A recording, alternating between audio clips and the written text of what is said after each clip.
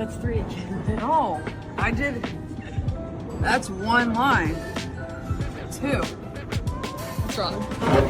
But like I did it as like 1, 2, you know? I think I gotta write the word triangle. Y'all are some. Interesting player for Fever fans. Why? Because she shoots the shit out of the ball and she is a giant. She is the tallest player on this team. She plays as a guard and she shoots the shit out of the ball on a team who has an extreme height problem, especially at that guard. What I've been hearing is that she's looking really, really good defensively. Is that with her length, with everything, she is looking very solid defensively, and she is looking like somebody that could impact the game on that end of the floor. And this is a player who, and you don't have another 3, and you're not going to afford another 3 in free agency, because the going rate for a competent 3 that can hit a 3 at a 40% rate is $1 million. Yes, Kennedy Burke, Bridget Carlton. The going rate for a 6'1" shooter. Katie Lou Samuelson's been 10 years in the league, and Katie Lou hasn't shot over. I want to show you guys Katie Lou Samuelson's shooting percentages. She is in the league because she is 6'4" and can shoot. This is a player that's in the league because she's 6'4" and can shoot. Katie Lou Samuelson, for her career, has not had a season where she has shot above 35% from 3. Developmental contract. But they won't even give her a chance of trying out for the main roster. But she apparently looks passable on defense. And I'm sorry, KK Timpson's not a passable basketball player. And she's guaranteed a spot. And she's apparently not even going to be able to fight for a spot on the team. It doesn't sound good from the Fever. The Indiana Fever is about to make the most catastrophic front office decision in WNBA history. They're preparing to cut a 6'4" sharpshooter who's drilling 42% from three-point range, and it's going to absolutely destroy their championship window with Caitlin Clark. We're talking about basketball malpractice at the highest level, where ego and accounting are about to sabotage the greatest playmaker this sport has ever seen. While everyone's distracted by manufactured locker room drama, General Manager Lynn Dunn and Head Coach Stephanie White are quietly orchestrating a roster disaster that will haunt this franchise for years. Here's what nobody's talking about. The most expensive commodity in professional basketball isn't a dominant center or a flashy point guard. It's the elite 3-and-D wing.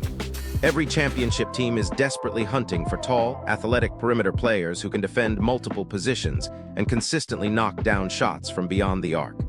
The Indiana Fever has a glaring structural problem that's been flying under the radar. They're loaded with undersized guards and traditional post players who clog the paint, but they're missing that crucial floor spacer who can open up driving lanes for Caitlin Clark. And incredibly, they have the perfect solution sitting right in their training facility, but they're about to throw her away. Enter Justine Pessat, and this woman is not just a basketball player, she's a physical anomaly that breaks the game. Standing at a legitimate 6'4" with an absolutely lethal jump shot, she torched the brutal SEC competition at Vanderbilt by shooting 42% from three-point range. But here's the kicker. She didn't do it on garbage time attempts or wide-open corner threes. She was putting up high-volume shots with defenses specifically game planning to stop her. That's historically elite numbers that translate directly to WNBA success. A 6'4" wing shooting 42% from deep is basically a cheat code. She can effortlessly shoot over smaller guards without even adjusting her release, and her high-arcing shot is too clean for forwards to legitimately contest. Wait, it gets absolutely wild when you look at what's happening in practice. The lazy media narrative coming out of college was that her lateral foot speed wasn't quick enough to guard elite WNBA athletes. Critics assumed she'd be a defensive liability who'd get torched on switches. The reality inside the Fever's practice gym is painting a completely different picture that should terrify opposing offenses. According to credible beat reporters watching scrimmages, Pessat is dominating defensive drills. She's using that massive 6'4" frame and disruptive wingspan to suffocate perimeter shooters and violently jump into passing lanes. She's literally altering the entire geometry of the defense and giving Coach White positionless lineup flexibility that nobody else on their bench can provide. Now here's where the front office incompetence becomes absolutely infuriating. Elite 3-and-D wings are commanding close to $1 million in the new CBA economy. Players like Kennedy Burke or Bridget Carlton who are 6'1" and shoot around 40% from 3, are getting massive contracts. The Fever literally have a 6'4" version of that exact player operating on a minimum developmental contract, and Lynn Dunn should be doing backflips over finding this diamond in the rough. Instead, unchecked ego and corporate politics are about to force them into one of the most heavily criticized cuts in franchise history. Listen to this disaster. The ugly truth is that roster decisions aren't being made based on basketball talent. It's all about guaranteed contracts, internal politics, and salary cap mathematics. The Fever currently have 16 players in training camp, but they're legally required to cut down to 12 active players before the season starts. That means 4 talented professionals get eliminated, and the final roster isn't determined by who's the best player. Katie Clark's rookie deal got massively bumped up under the new CBA.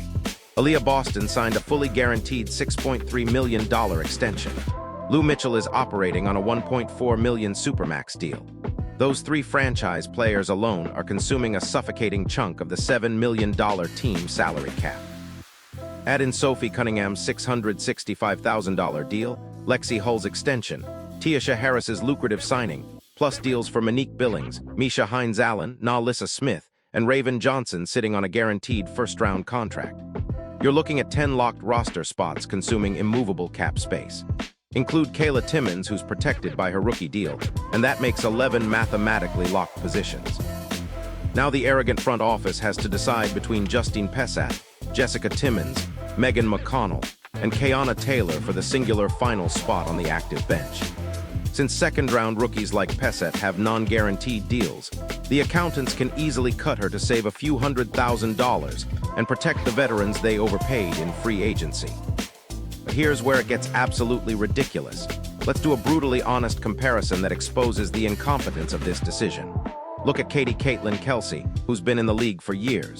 She's 6'3", a massive defensive liability, and has literally never had a single professional season shooting above 35% from three-point range. Yet because of veteran status, she commands nearly $500,000. Pessat is taller at 6'4", projects to be significantly more efficient as a shooter, is proving she can actually defend, and costs absolutely nothing against the salary cap. The Fever are actively preparing to throw away superior talent to protect inferior players. Most infuriating reality leaking out of Indianapolis is that the front office handpicked their 12-woman roster before training camp even started. Lynn Dunn brought these talented rookies into camp as glorified unpaid practice dummies in a disrespectful illusion of competition. You have a 6'4" sniper dominating scrimmages and mathematically proving she belongs in the rotation. But she's completely eliminated because executives refuse to admit they were wrong about pre-camp evaluations. Look at the tragic case of Kayla Timmons. The Fever drafted her. She couldn't even crack the rotation for an overseas team that was getting blown out nightly. Yet she's apparently guaranteed a roster spot, while an elite 6'4" sharpshooter gets pushed out the door. Here's the ultimate nightmare scenario that should keep Fever fans awake at night. Justine Pessat is completely unprotected, and the exact second Lynn Dunn officially cuts her, the rest of the league is going to pounce like vultures. There are at least 5 different franchises drooling over adding a 6'4" sniper to their perimeter rotation. Rebuilding teams like Portland or Seattle, organizations that actually understand modern basketball geometry, are going to snatch her up immediately. They'll put her in their rotation, and within 6 weeks, the Fever will be staring across the court at the exact generational weapon they foolishly threw in the garbage. So there you have it. The Indiana Fever are about to cut a 6'4" elite shooter who perfectly complements Caitlin Clark's game, all because of front office ego and salary cap mismanagement.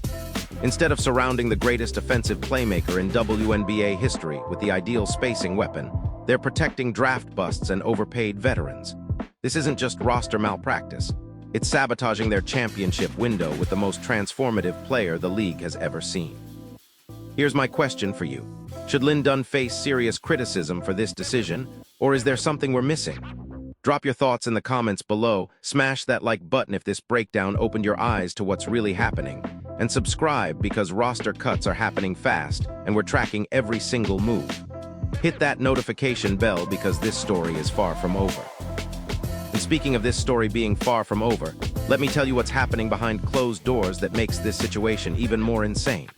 Sources close to the organization are whispering that Stephanie White is privately furious about being forced to cut Pessat. White coached in the college ranks for years. She understands exactly what a 6'4" knockdown shooter brings to modern basketball, and she's reportedly been pushing hard to find creative ways to keep Pesat on the active roster.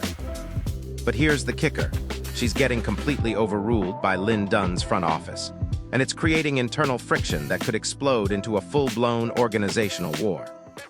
The most damaging part of this entire disaster, Caitlin Clark herself has been raving about playing with Pesat in practice. Think about this logically. Clark is a basketball genius who sees the floor better than anyone in the sport. She instantly recognizes when a teammate can complement her skill set, and multiple sources are confirming that Clark has been specifically requesting plays designed to get Pesat open looks from three-point range. When your franchise superstar is actively endorsing a player's ability to fit into the system, and your front office ignores that input, you're basically admitting you don't trust the basketball IQ of the greatest playmaker in league history. Wait, it gets even more ridiculous when you examine the financial stupidity of this decision. The Fever are sitting on a goldmine with Caitlin Clark driving unprecedented ticket sales, merchandise revenue, and television ratings. They're literally printing money because of Clark's popularity, yet they're nickel and diming themselves out of the perfect complementary piece. Pesat's minimum contract would cost them roughly $200,000 for the entire season. That's pocket change compared to the millions of additional revenue Clark is generating, but somehow the accountants are treating it like it's going to bankrupt the franchise. This is the definition of being penny wise and pound foolish. Here's what really should terrify Indiana fans about the long-term implications. The WNBA is rapidly evolving into a pace and space league, where floor spacing is absolutely critical for offensive success. Teams are launching more three-pointers than ever before, and the franchises that can't adapt to modern basketball geometry are getting left in the dust. Clark's revolutionary passing ability is completely wasted if she's surrounded by players who can't consistently knock down perimeter shots. Every elite point guard in basketball history, from Magic Johnson to Steve Nash to Chris Paul, reached their peak when surrounded by deadly shooters who could punish defenses for collapsing on drives. And here's the most infuriating comparison that exposes just how backwards this decision really is. Look at what the Las Vegas Aces did when they were building their championship roster. They identified Aja Wilson as their franchise cornerstone, then systematically surrounded her with complementary pieces who maximized her strengths. They didn't waste roster spots on players who couldn't contribute to winning basketball. They ruthlessly prioritized talent over politics, and it resulted in back-to-back championships. The Fever have the most dynamic offensive weapon in league history, and instead of building around her properly, they're about to cut the exact type of player who would unlock her full potential.